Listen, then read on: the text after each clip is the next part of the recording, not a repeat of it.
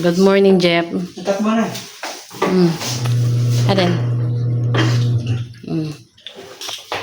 Ayan, magluluto po si Jeff ng baon niya. Paminsan-minsan kailangan matuto si Jeff magluto ng baon niya. Ayan.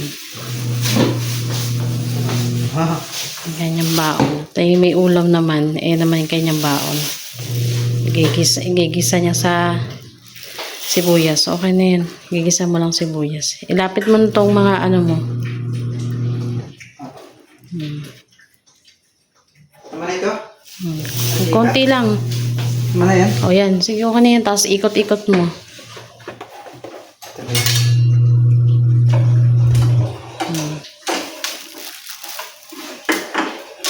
Ayan. Okay na.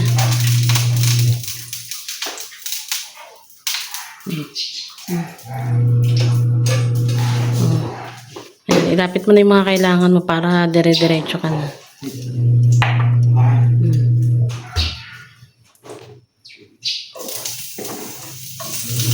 Ayan.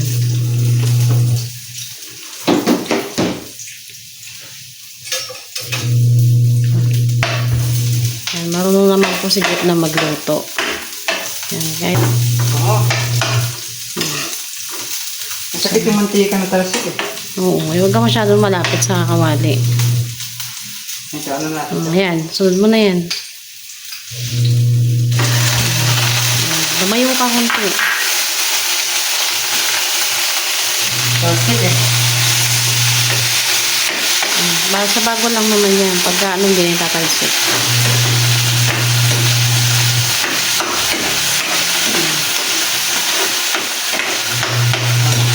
Sabay na lang ako ngayon nila niya. Isasabay ka nila niya. Oo pa, sabi ko ni tatay. Hindi magaling at ano. Hindi ka na mamamasahe. Bigyan mo ng konting palit. Pwede na ako masahe. Konti lang ha. Kunti. Konti lang. Ayan, okay na. Okay na to? Halo-haloin mo na. Ayan. May report din ka pa ngayon, Jeff?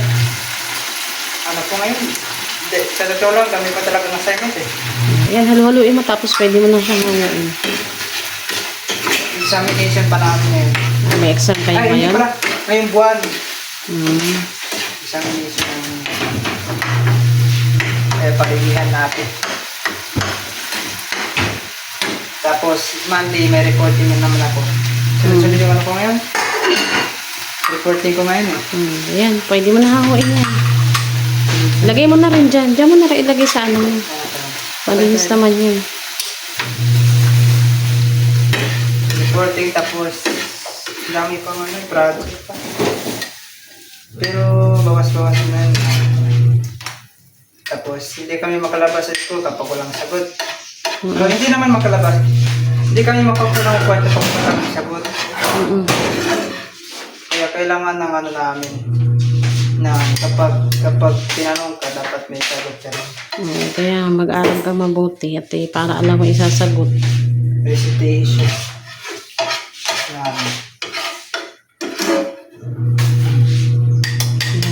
Yan na yung baon po ni Jeffrey. At papasok na po siya sa school at marami siyang gagawin sa school. Loaded ng bisa mo, baka biglang dumating si natin niya, kumain ka na. Ayan mga kababayan, kakain na po si Jeffrey at maaga po siyang papasok. Dadaanan na lang siya nila Tito Herns. Kumain ka na. May imbaan niya. Good morning mga kababayan. Ngayon pong araw ay pupunta kami ni Mami Phoebe sa palengke. Mamalengke po kami. Kailangan na po namin mamili ng stock na ulam para po sa bahay. Nakalimutan si Jeffrey. Ano nakalimutan mo? Meron ko yung tubigan ko eh. Tumbler. Tumbler. Bilisan mo. Si Jeffrey papasok na po yan sa school mga kababayan. Nakalimutan niya yung tumbler niya. Kaya mga kababayan, samahan niyo po kami mamalengke ni Mami Phoebe. Ano po na?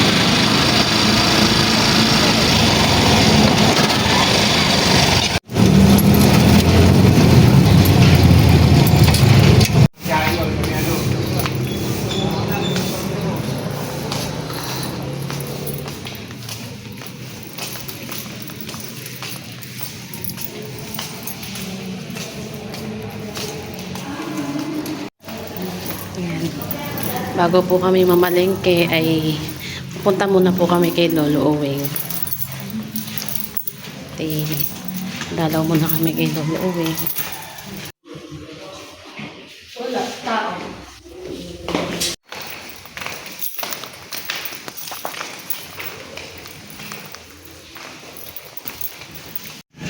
Yan. Yan po tayo po yung balon ni Lolo Owing. Nakatulog. Ito po yung balon ni Lolo Owing, oh, mga kababayan, ang lalim. Paano tayo makakakuha? Nakataas. Yun po yung balde, nakataas. Ito po yung balon ni Lolo Owing. Dito po yung Siguro dahil ganun yun. yung sinasabi nila nagmimilagro ng tubig. Pero ganun yun natin. Ayun.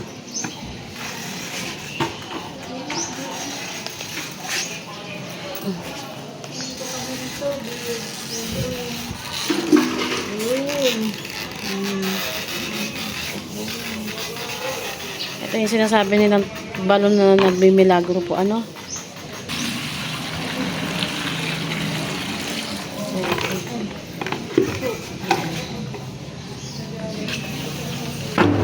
Ayan, naghihilamos po kami. Ito yun. Ngayon lang po ulit nakapunta dito kay Lolo Owing. Mga kababayan, basang-basa po kami ng mga baby. Nagbuhos po kami ng tubig. Tubig sa Yan po balon. ang ginagawa ko. Pag ako nung kami nang ako nandito pa sa Landayan. Mhm. Lagi akong, minsan ako naliligo dyan. Mhm. Sarap ko ng pakaramdam. Sa mahal na araw, ganyan ang gagawin ng panata. Magdadala ka na ng damit mo. Dadala na ako ng damit. Ano? Kaya nga lang, di nga pwede sa akin. At init, sobrang Hindi init. kayo po pwede. Maaga pa lang, madaling araw pa lang, At saka maglalakad ako na ako. Magpapadala ko sa iyo ng galon. Ay, oo. Magpadala ko sa iyo ng galon. Mawalengke muna po kami ni Mami Pindy. Nandito na po kami sa Landayan. Mamimili muna kami ng mga isda at karne.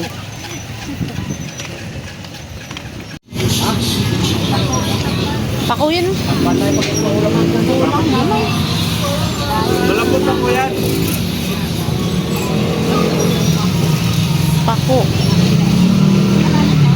Pako pa. Titinan ko lang po, Nay. Ka. 320. 320 daw. Yung kay Tapia. Yeah.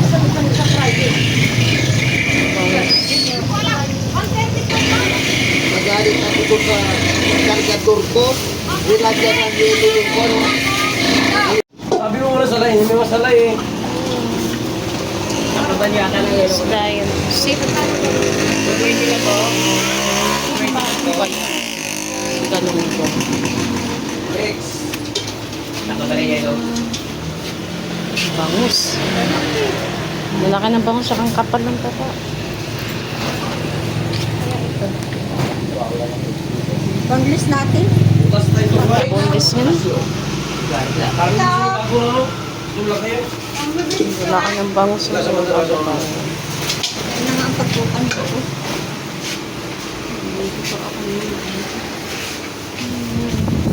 Bangos yun, Nay. Paano yung bangos mo, Nay? Ha? Paano yung bangos? Boneless. Ang banglis. Burles, sige. Hello mga kababayan. Ngayon po ay magluluto si Mami PB ng dinuguan. Ang dinuguan po yung parang ano po Yun po ang sahog niya ay yung pinakamaskara po ng baboy. Yan. Ang una po muna gagawin mga kababayan ay igigisa po muna ni Mami PB ang sibuyas, bawang. Ayun po. Watch niyo po mga kababayan para may idea po kayo kung paano po magluto ng dinuguan. Kahit sa inyong bahay lang po ay matututunan niyo po ito. Igigisa ni Mami PB yung dinuguan. Ay, yung dinuguan. Esta yung bawang pala. Yan, marami pong alam si Mami PB na lutong ulam. Ngayon naman po, ituturo sa inyo ni Mami PB kung paano magluto ng dinuguan. Po, magigisa muna ako ng unahin ko po muna bawang. Yan. Tapos pag mapula-pula na po yung bawang, isusunod na natin ang sibuyas. Yan po. Napupula-pula ka pa ba ang bawang para madamo. Kaya po ako pag nagluluto ng ulam. Kumbaga medyo tutustahin yung, medyo hindi yung masyadong sunog, yung medyo parang golden brown, ano? Oo, yung brown. Tapos po ito, sibuyas. Yan. Ang bango. Ginigisa pa lang mga kababayan, ang bango na.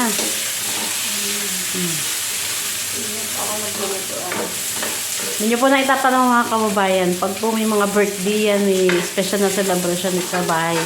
Yan po yung special menu ni Mami PB. At saka yung isa, yung adobado. Yan yung kanyang secret menu. Meron siyang mga secret. Pagluluto. Oo. Ngayon po, ilalagay ko na po itong karne. Yan. Tama.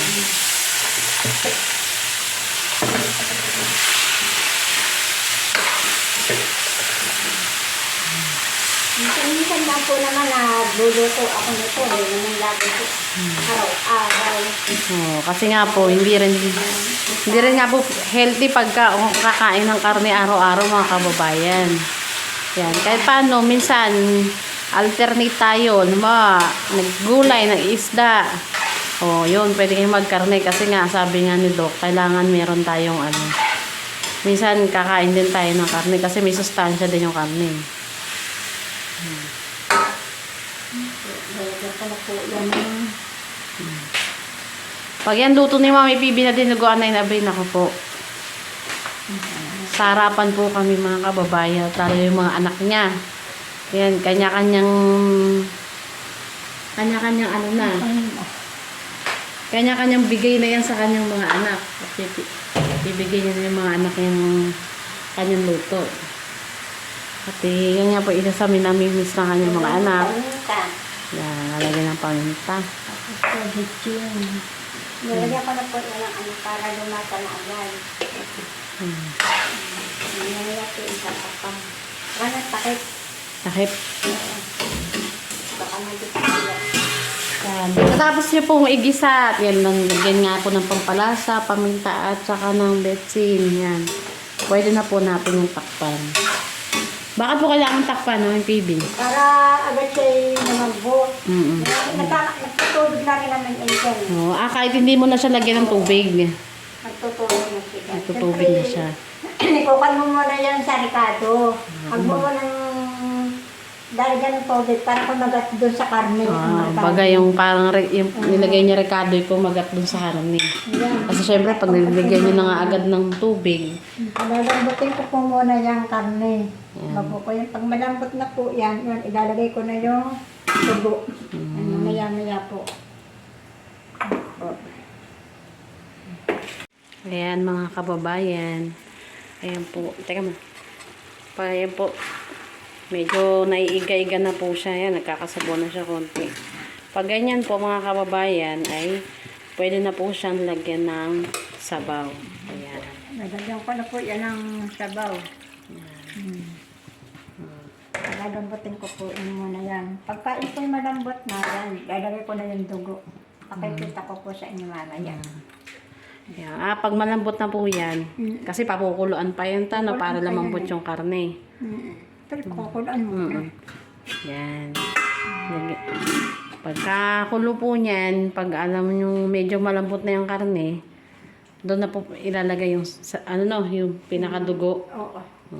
Yung mga kababayan, medyo malambot na po yung karne, kaya pwede na pong ilagay yung dugo ng baboy. Yan. Pag po kayo nagdidinuguan, mas maganda po yung sinasabi nila yung maskara ng baboy. No? Malasa. Mas malasa daw po kasi pag yung maskara ng baboy. Kasi di ba po may tenga, tapos nga yung may parting part na may balat. Kasi pangat din, hindi naman sa pangat. Ito sabihin ay pagka kasi purong laman medyo maumay, di ba? Maganda yung parang medyo may crunchy. Ganyan po magdinuguan si Mami Baby. Gusto niya yung may ganyan. Yung sa parte ng maskara ng baboy. Ayan mga kababayan. Lalagay na po ang tinurong baboy. Sasalain ko po yan. Sasalain po yan. Pag nilaglagay po kayo ng dugo, sasalain niyo po. Yan. Tapos po yan. Pag nailagay na po yung dugo sa dito, kawali. Ito po ay huwag niyong titigilan ng paghahalo. Kasi para po hindi siya makukulta yung magbububo. Nagaspang ang dugo. Para yung texture ng dinuguan nyo ay hindi magaspang. Kaya po ay hindi nyo siya titigilan ng paghalo. Pag once na ilagay nyo na po yung dugo dito. Isama nyo na po yung dugo. Huwag nyo siya titigilan sa paghahalo. Hanggang siya ay... Hanggang sa siya po ay pag medyo lumapot na po siya at pasang-pasa na po yung dinuguan yun, pwede nyo na po siya tigilan sa paghalo. Kasi at least hindi na po siya, kumbaga parang hindi na siya makukulta kasi halong-halo na talaga. Hindi nagaspang ang dugo. Hindi nagaspang yung dugo. Yun po kasi ang doon pinaka-sekreto ng dinuguan ni Mami Pipi. Para yung texture ng dinuguan ay medyo smooth, hindi magaspang. So, lalagyan din po natin ng Tapos sili. lalagyan nun ni Mami Pipi ng siling berde.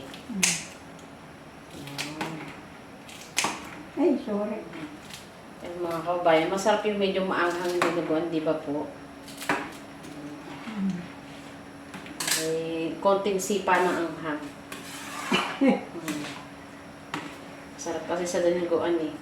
Kayo mga kababayan, gusto nyo rin ba sa dinuguan yung medyo maanghang? Ang bango na mga kababayan. Masarap. Yun pala mga kababayan, yung dugo pala, nilagyan po ni Mami Pibi ng suka, ano? Bakit nyo po nilagyan ng suka? Nilalagyan ng suka. Bakit po nilalagyan ng suka yung dugo?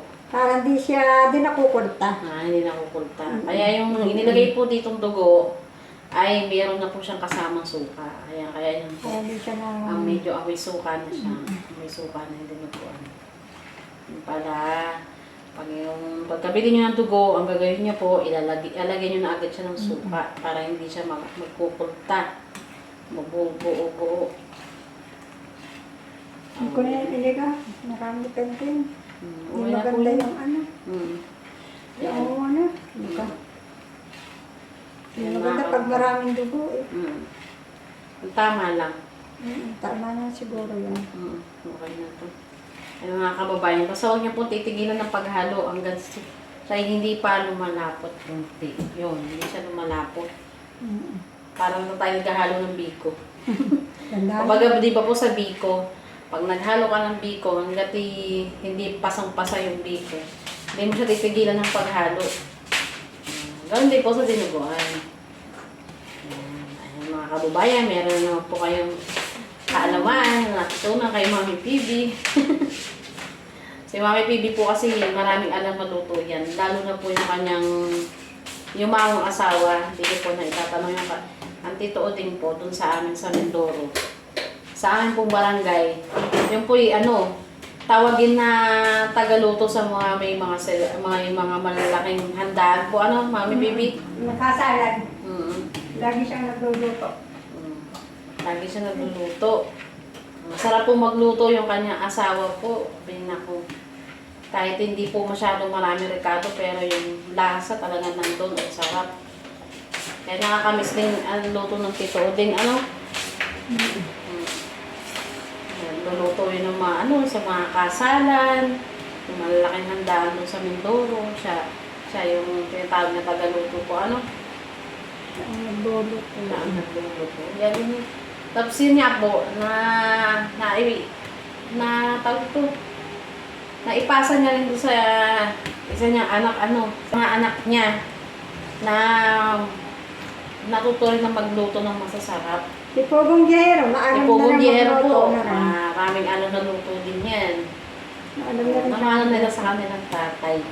Maalam magagaling magluto. Yung mga kababayan, haluin niya na siya ng haluin para hindi siya magbuo. Ito po mga kababayan ay nagluluto ng para kayo ganahan ng pagluluto. Obo, ano, kailangan ko pala sinasayawan yung pagkain, yung ulam. Ay, yung pala sikreto ni Mami PB para sumasarap yung pagkain. Sinasayawan niya. Para mag-ganahan kayo. Ah, may ritual pala. Oo, siyempre. Yung pala sikreto. Oo, mga kababayan, may tips na kayo nakuha. Para po sumarap yung inyong ulam, yung inyong pagkain na niluluto, ay sayawan niyo. Pinasalawan ko yan. Kasi nagre-reflect dun sa lasa ng pagkain. Pag masarap, edi matag dito. Pag nasa mood yung nagluluto, di ba? Masaya yung nagluluto. Oh. Lagit mo nagtugtog. Naku, ganun sayaw. Oh, di ba? Pak! Oh. Ganito, oh. Ayos ah. Sasayawan pa na mga kababayan. Sasayaw ka ninyo. Oh, ikembot mo. Ikembot mo.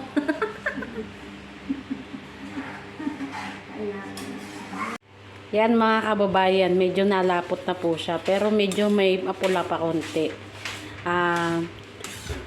Pag po yan ay mahirap ng haluin at saka po medyo maitim-itim na po siya. Hindi na siya medyo mapula yon. Pwede nyo na po siyang hanguin. Ayan. Ang bango po. Medyo nalapot na siya. Kaso hindi pa siya masyadong maitim. Medyo may mapula pa siya. Kaya huwag nyo muna po titigilan ng paghahalo hanggang sa maging pasang-pasa na talaga yung ating dinuguan. Yan. Ayun mga kababayan, nandito po kami sa bahay ni Pogo Viejero. At meron kaming gagawin ni Mami PB. Dahil next week siguro, next week nandito na ang Pogo Viejero team. So kailangan maitrim namin itong kanyang halaman sa harap kasi sobrang lago na po mga kababayan. Ayan si Mami PB. Dahil operation trim muna ng mga halaman ngayon. Ayan. Nagtitrim muna po kami. Tanggalin na natin yan. Kaya po si Mami PB, inaayos niya po yung halaman dito ni Pogong Viejero. Ayan, masyado na pong malago mga kababayan. Ayan, ititrim po natin yan. Ayan, tingnan niyo po mamaya. At magkakaroon na ng korte itong halaman na ito, itong harap ng bahay ni Pogong Viejero. Ayan, kasi masyado ng malago. Ngayon, ititrim po natin siya. Ayan. So, ito na po yung isa kong na-trim.